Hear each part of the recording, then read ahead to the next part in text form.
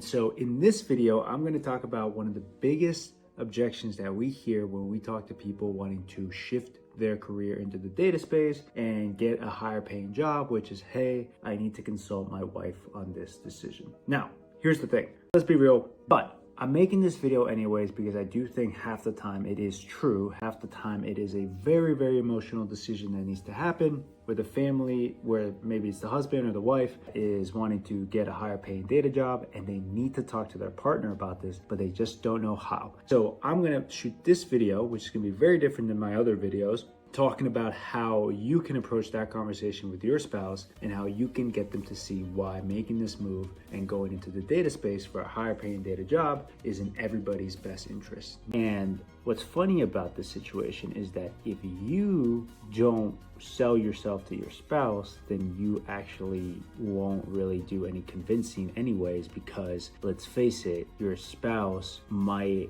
want what's best for you, but they might not know what that is. They're not your career advisor, they're not your financial advisor, they're just your partner. That's hard, being able to tell your partner, hey, I haven't really been happy for 2 to 3 years. And it's so important to say that part, because what happens is partners might not realize to what extent you are just not happy. And it's such an emotional conversation, but me saying, hey, I've been content-ish at my job for the last 2 to 3 years is very different than you saying, hey, every day when I go to work, I'm just bored, or I'm not happy, or I just sit on my desk, or I feel like I have no purpose. It's such an important decision.